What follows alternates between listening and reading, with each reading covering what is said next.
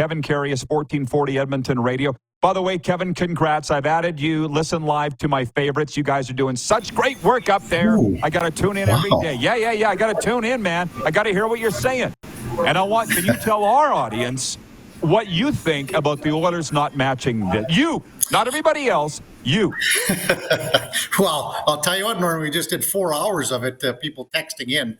Obviously, the hot button topic for this morning and actually for the last week, for that matter. What do I think? Well, I'm happy with letting both players go. I really am. If I were to pick one, I probably would have said, and I've been saying it for a week, that I would have kept Phil Broberg, only because he's a lot more tougher to replace on the blue line.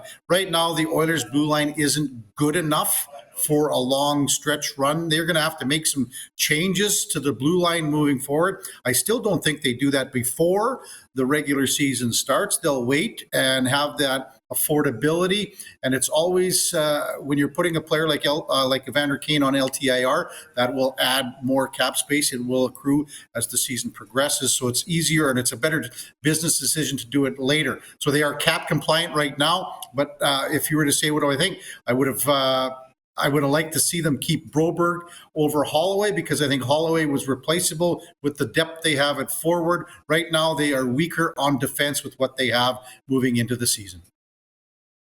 Well, I guess that is a couple of the points that I'd like to get to with you. You summarized it all there very well, but just to itemize this a bit, how key are these two players to the Oilers' future in your mind? Or were they? Because now they're Blues.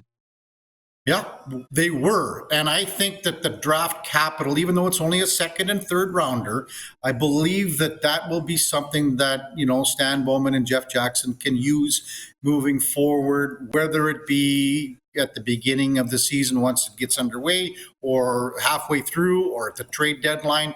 They didn't have any picks. They had 0 picks. They had the 6 and 7 in 2025.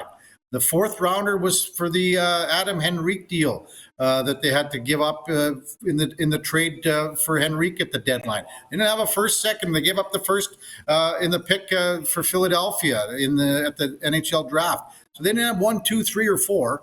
They had a 6 and 7. Now they got a 2 and 3. They can use that capital moving forward. But this was, you know what, Norm? This was something that fell through the cracks. It's an 80-game threshold. Phil Broberg played 81 games. So, in my opinion, that was mismanaged. Dylan Holloway was 89, so that's a little bit more. In the case for Phil Broberg, I'm not playing him down the stretch, Shorty, or I'm not playing him because he didn't play down the stretch, but I'm keeping tabs on that. All organizations moving forward have to be watching this. You can't let a player get to that 80-game threshold, because you're going to find yourself in a position like this. And again, it's the least amount of compensation for the most amount of money that the team would have to match. That's why this one fell through the cracks, and we haven't seen these kind of offer sheets going in the since 2013. There's only been 2 other ones. Have you heard the conspiracy theories, the skullduggery that Ken Holland and Chiarelli were behind this and wanted to hoop the Oilers?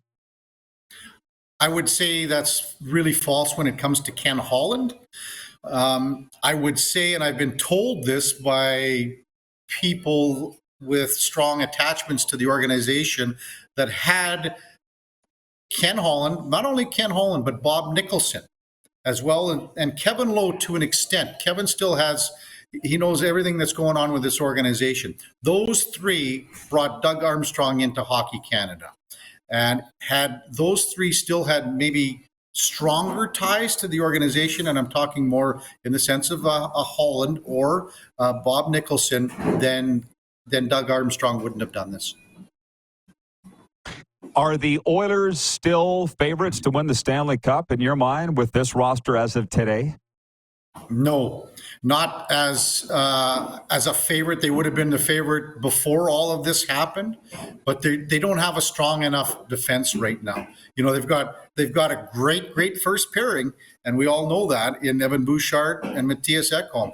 Then you have, if you want to have Darnell Nurse in the second pairing, no one really knows where that fourth guy's who's slotting in there. Right now, it could be someone like Troy Stetcher. But then you've got at 5 and 6. A lot of people are very curious about Emberson and what he is going to be able to offer this team. He played 30 games last year in San Jose. He comes over in the Cody CC trade, but he also suffered a tendon cut to his leg, his foot area. That's what cost him the rest of the season last year. He's got to be ready to go.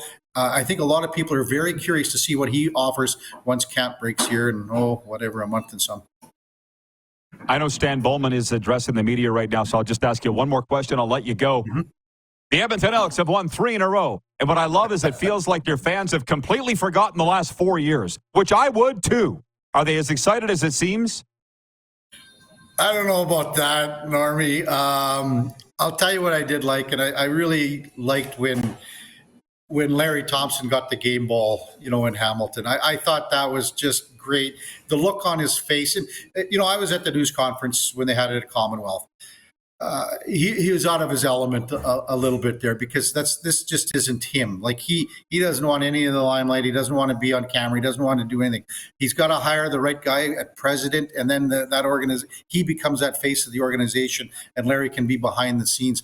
I would say, is everyone is excited? We'll see what happens in the Montreal game, and if somehow the Elks can eke out a win in Montreal, then now you're really getting excited because you got the home and home coming up, the Labor Day in Calgary on Labor Day. Then you got the return engagement on Saturday. Hey, this West Division is wide open. I think the last time we talked, we discussed that the possibility of the Elks making the playoffs. Now the Elks could still win the division. They can still win the division. They got to play better. They have to continue what they're doing, and we'll see what happens with Trey Ford if he's ready to go after being 1 game out. But it's better. I'll tell you what. You said it, 4 years. It hasn't been this much excitement regarding the Elks since the pandemic. God bless the CFL. Did you know Larry Thompson before? No, never met him before, but he was on the show last week on the Friday. So. But every time, and I talked to him after, introduced myself, and, we had a quick little chit chat. So I didn't know him before, but looking forward to how exactly he runs this organization because, hey, he saved it. I mean, yes, there were other groups, but whoever was coming to the forefront, and it is Larry now, he saved the organization because they lost 3.9, 3.3. Whatever is left in the stabilization fund is about ballpark the same amount. But that's gone now too for losses accrued this year. So he has to be prepared to lose between $4 and $5 million per season moving forward until this is turned around. And if it is turned around, the fans got to come back because they can't get by.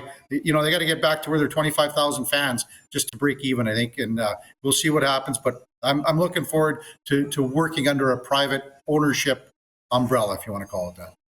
I think they can do it. It's certainly not impossible. Dickie, thanks as always. Keep up the great work.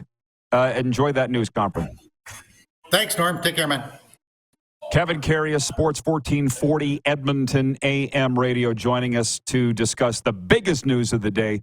The Edmonton Oilers will not match the offer sheets from the St. Louis Blues for Philip Broberg and Dylan Holloway.